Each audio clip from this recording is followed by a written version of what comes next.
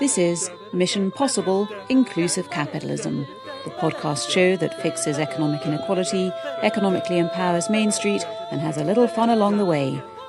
Hello, I'm Catherine, and welcome to today's episode with our special guest, Professor Larry Summers, who will help us to explore some of what are, and are not, the causes of economic inequality. Professor Summers was, of course, a former Secretary of the US Treasury, as well as former President of Harvard University.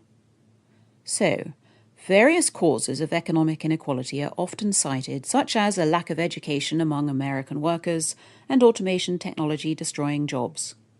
We're going to drill down a little into these and apply some analytical and informed thinking. Why is this important? Well, if you're going to fix a problem, it's really important to sort out which supposed reasons are in fact red herrings or just simply nonsense, and to instead zoom in on the real reasons so that you can drive real change and deliver a meaningful solution. What we believe has been a key driver of economic inequality over the last 25 or so years has been generally overlooked and bizarrely left out of the discussion. And that key driver is Wall Street's institutional active equity investment managers. So, for example, globalization and automation don't just happen in a vacuum. These are not naturally occurring phenomena. There is no globalization fairy. Globalization and automation are trends that require agency. And you don't have to look too far to find the primary agents, but we'll come back to this towards the end of this episode.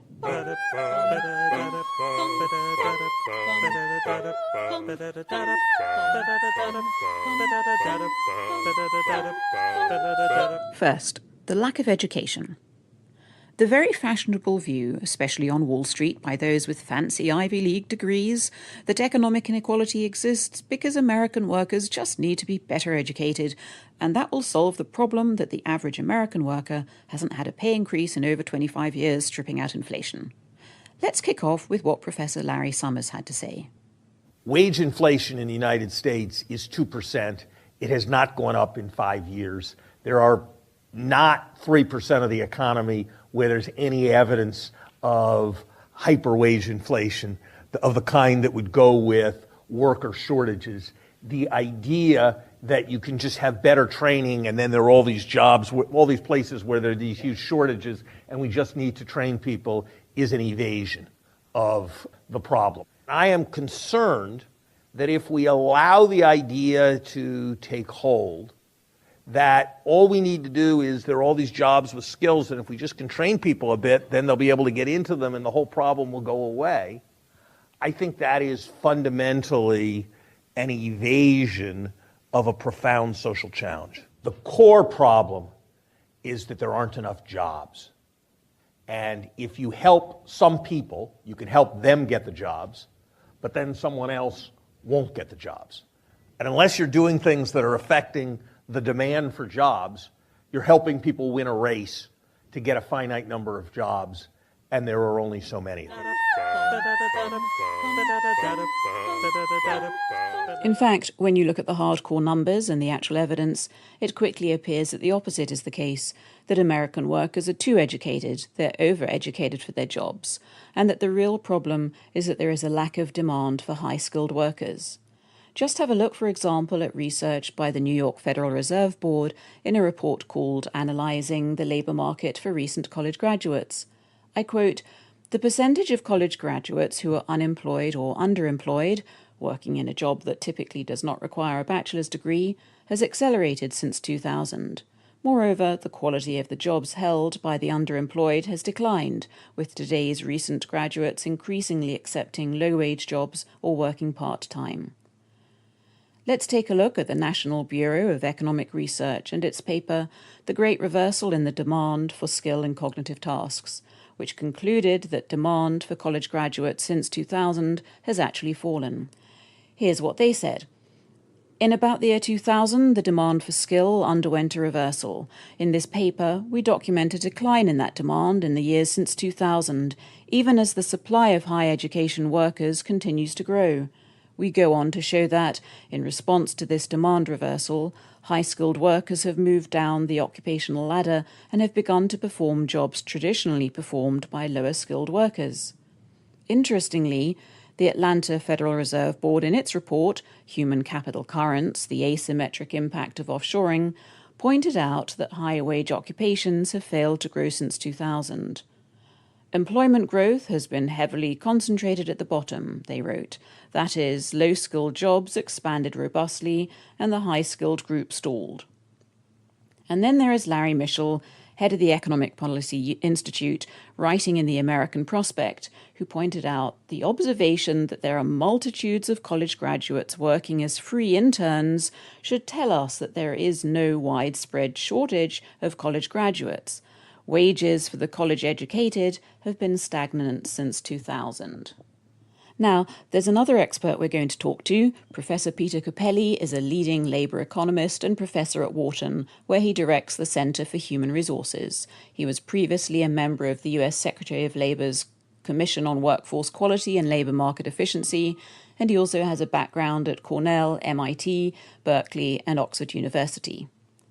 We're going to talk about his paper for the National Bureau of Economic Research, Skills Gaps, Skill Shortages, and Skills Mismatches, Evidence for the US.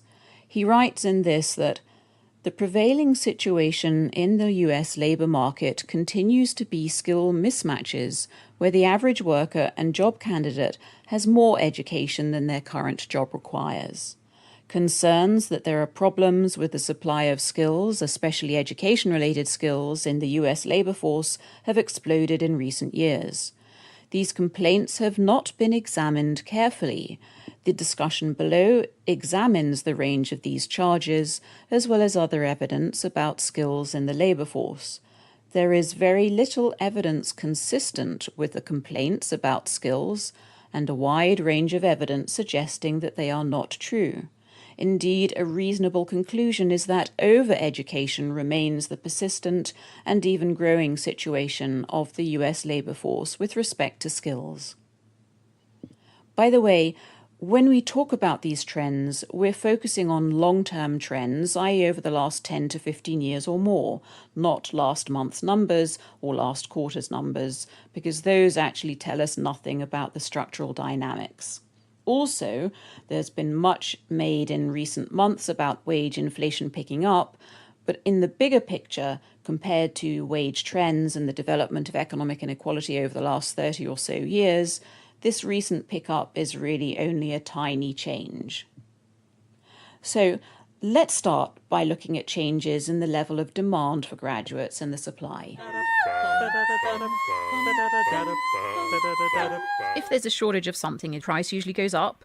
Have we seen wages rise with this supposed skills gap, this skill shortage? What do wages tell us about whether or not there's actually a problem with the lack of skills?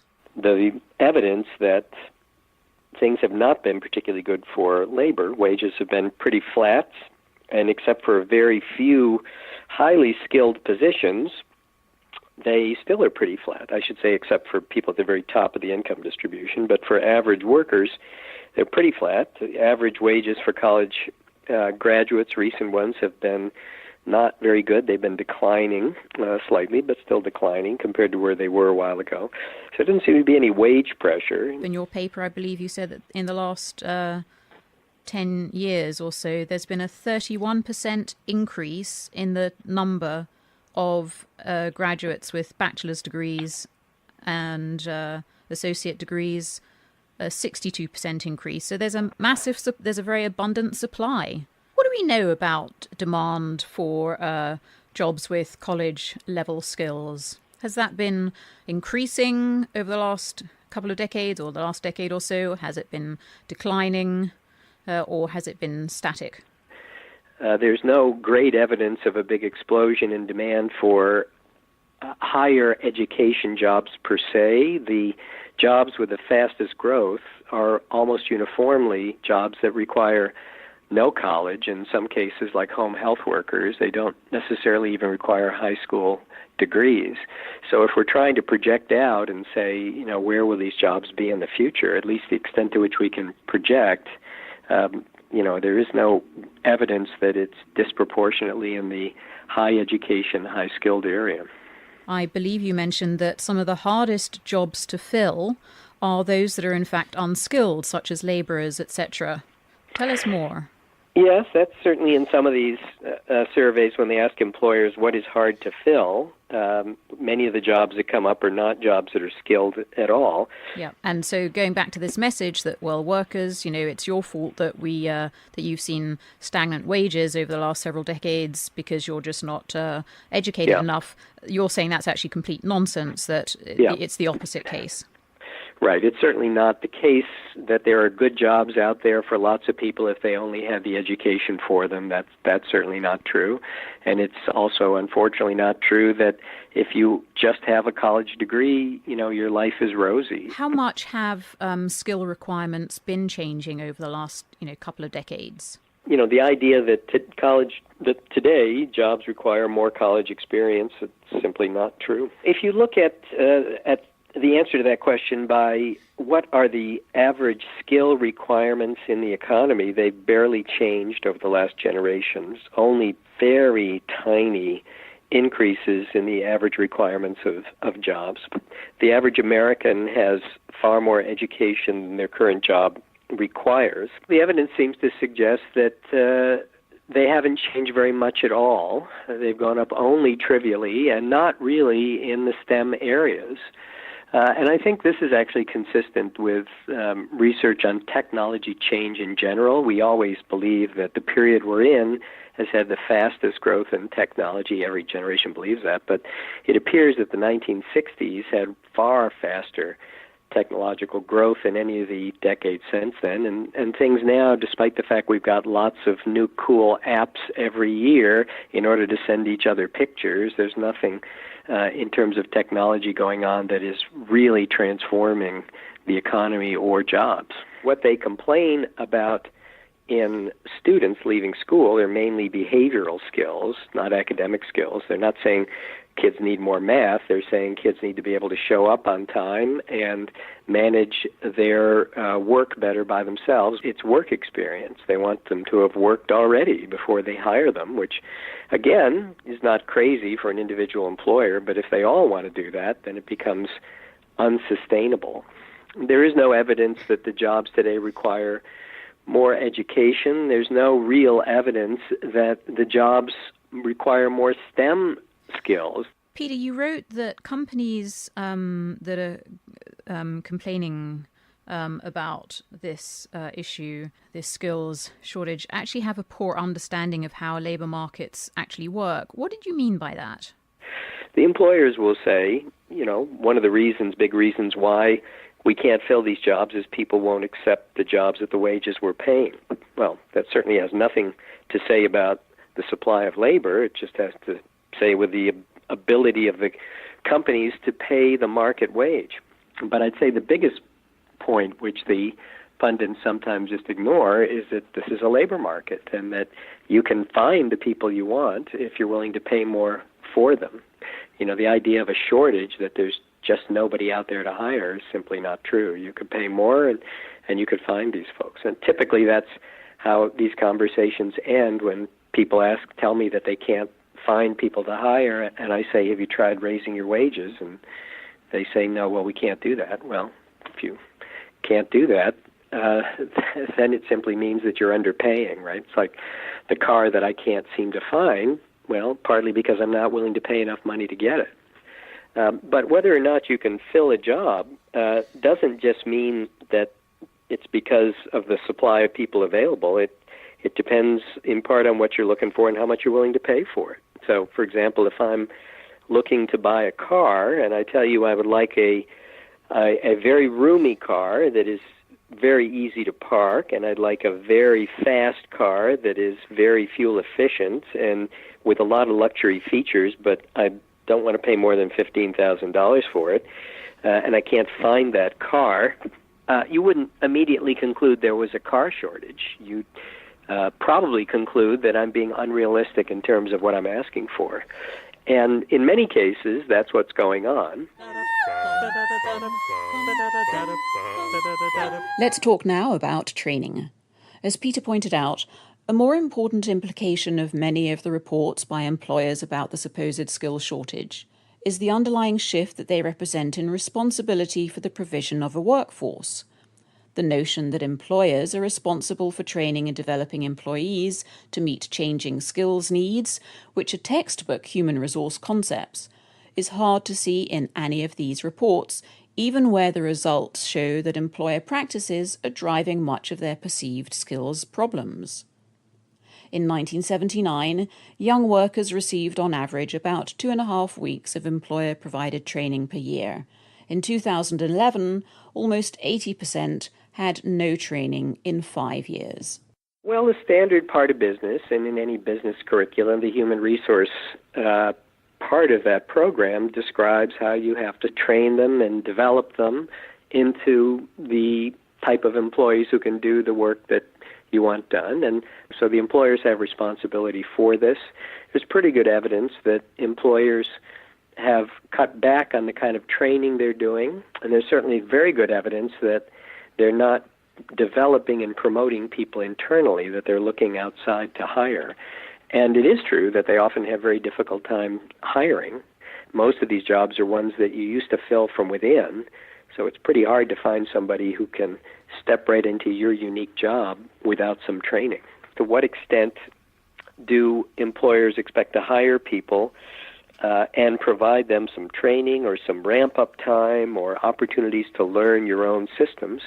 And if you drive those numbers down so that we don't expect to do any training and we don't expect you to have any ramp-up time, then you're narrowing the pool of people who could do your job down to a very, very small set. And in those cases, I don't think any reasonable person would say the problem lies in the labor market. The problem lies in unrealistic expectations about what you're looking for. And one thing I was very interested in is this concept that you were pointing out that, look, workers in a way are raw material. So it's actually a company's job, a business's job, to take that raw material and train it. And then from a competitive perspective, isn't it very compelling to highly train your workers because that's how you've differentiated your productive capabilities? Isn't that an important side of this? In most organizations, the competencies that allow them to succeed, the strategy, is driven by internal organizational effectiveness. You got to be good at something. And these days, the way you're good at something is almost entirely related to your employees because everything else is a commodity. You can buy technology pretty much anywhere. Access to capital, access to markets and things are pretty much commodities. So you can get all that stuff anywhere, and all you've got to differentiate yourself is your employees and the way you manage them.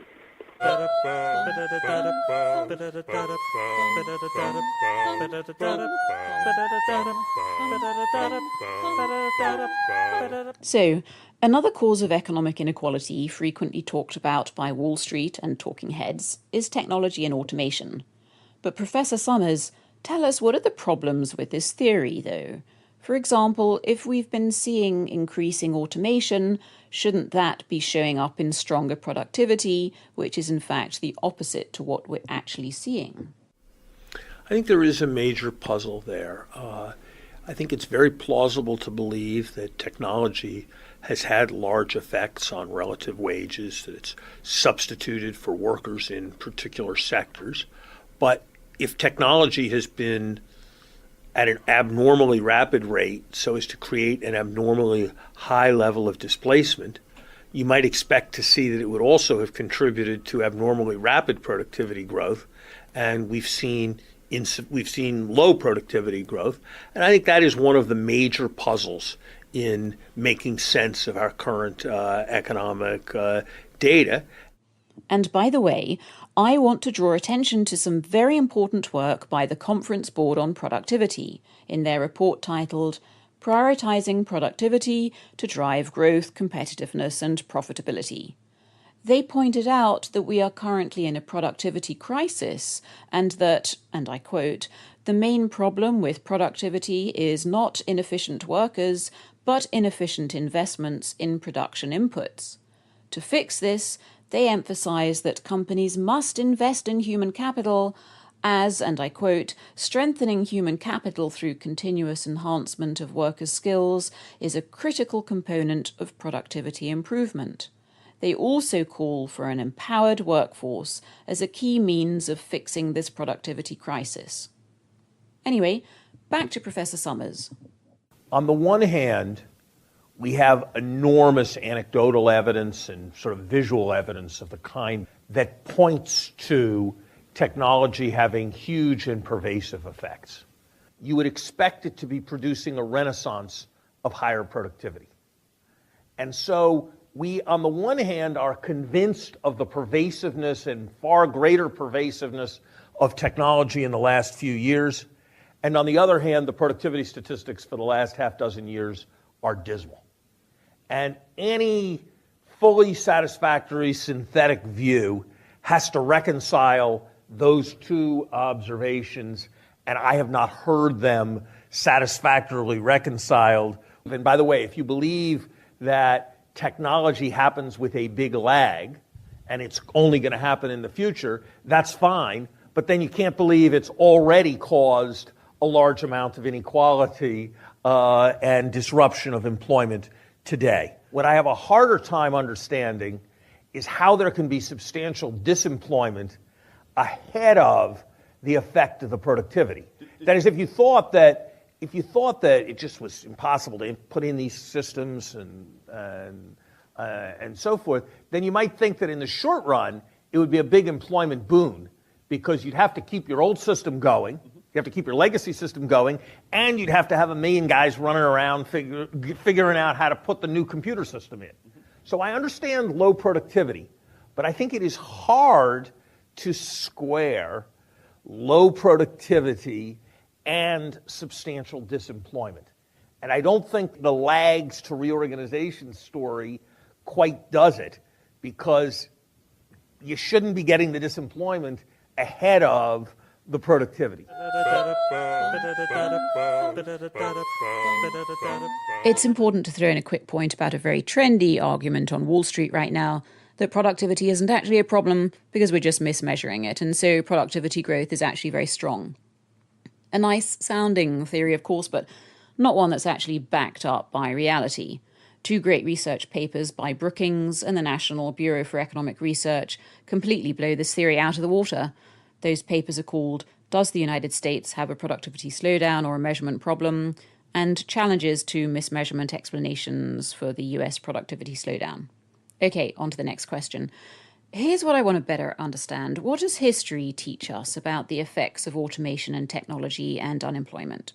For example, Brookings Hamilton Project recently pointed out that historically, technological progress has tended to create more jobs than it has destroyed. For example, between 1900 and 2000, the proportion of the US workforce in agriculture fell from 41% to 2%. Yet there was no long-term increase in the unemployment rate. In other words, the automation destroys jobs and creates mass unemployment argument rests upon the false premise that there is a finite amount of work, whereas in fact new technology tends to create new demand for labour. So Henry Ford's automation line reduced the cost of cars, which increased demand for cars, which in turn increased demand for labour and created new labour in new industries such as tourism, motels, restaurants, car mechanics, etc., etc. Let's bring in another leading expert to help us understand this key point, Professor David Autor, labour economist at MIT, who recently spoke at the Brookings Hamilton Project's event, The Future of Work in the Age of the Machine. When we think about how technology interacts with labor markets, we think in terms of substitution of labor with machinery. But in general, what is neglected is that complements us as well. You know, doctors have not become less valuable as medical technology has advanced, right? They can do more, diagnose more, and that makes them more valuable. One is whether the technology directly substitutes you individually, or whether it helps you do one thing, it does one thing for you so you can do something else. So if you think about diagnosing, medical testing, obviously physicians can get a lot more information in the course of a day. The second is how elastic is the demand for those services. So if we are so much more productive in medicine, we could do all the medicine we did in 1950 in 10 minutes a week, right? And probably people would be healthier if that was the case, given the state of medicine at that time. But of course, as we get better at it, people will consume more of it, right? We spend more and more on healthcare, partly because there are many problems with our healthcare delivery system, partly because the services that we can produce are of much greater value. So there are many, many examples where productivity increases lead to growing wages, growing employment, and generally making jobs more interesting and more challenging.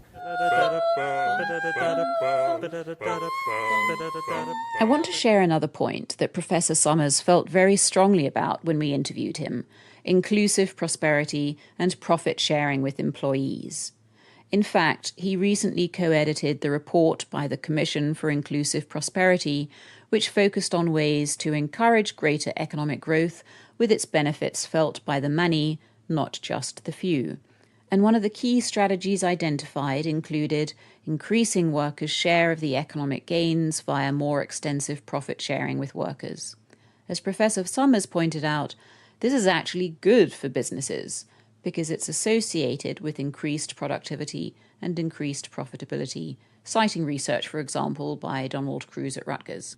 Certainly companies need to be managed in a way that reflects their own long-term interest and the long-term interests of the American economy. I've suggested as one device for helping to achieve that an increase in profit sharing so that workers have a stake in their companies being operated profitably. I think that will lead workers to be more supportive of increased efficiencies, and I think that has the potential to create a more equitable society in which when we have these periods when we're able to generate substantial increases in profits, workers are able to share in it.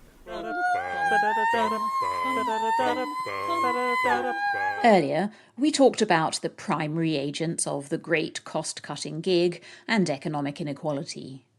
Well, the reason why CEOs are shoving jobs abroad and cutting American workers' pay and conditions as a way to cut their cost base, etc., is because those to whom they answer, Wall Street's equity institutional investment managers, have demanded this. In fact, since the early 1990s, the vast majority of Wall Street's institutional investment managers have followed a core investment model which we call the great cost-cutting gig, meeting every day with CEOs of S&P 500 companies and beyond and demanding constant, perpetual cost cuts to make next quarter's earnings. And of course, these cost cuts primarily mean people costs, wages, conditions, and jobs.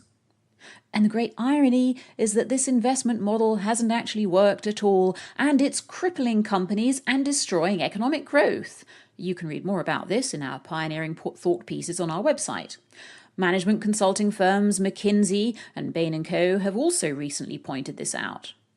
What we have is a corporate culture across America today that is essentially a form of corporate anorexia. As one of the greatest business strategy legends of modern times, Harvard professor Michael Porter has said, operational effectiveness, a fancy term for cost-cutting, is not strategy.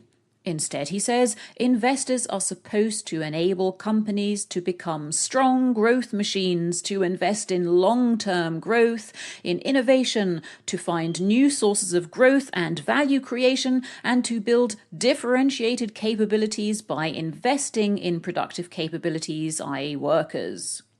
As economists Lazanick, Moss, Salzman, Tullum have also pointed out in a recent paper, which you can see on our website, for companies to become innovative growth machines, they need to see their workers as the raw material, which companies then train to turn into unique capabilities, thereby enabling innovation, productivity enhancement, and robust long-term profit growth.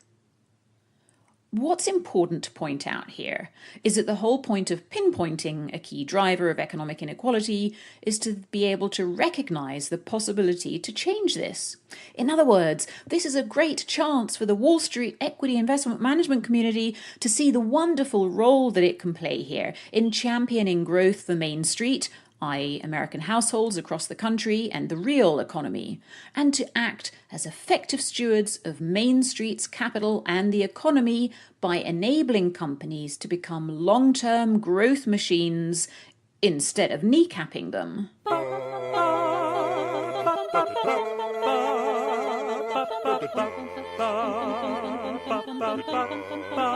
We've talked here about automation as something that historically has actually generated more jobs and better jobs. However, this doesn't necessarily or automatically happen. Companies have to have strategies in place to make that happen. And that means, as we've discussed here, prioritising investment in core productive capabilities, i.e. workers, and recognising that it is these core productive capabilities that unlock stronger, long-run, i.e. innovation-driven productivity growth. We cover this in our next episode, featuring work by Harvard Business Review McKinsey Award winner William Lazanick, who will talk us through his collective cumulative careers thesis and much more. And now, for the most important part of this show, how you, our listeners, can play your part.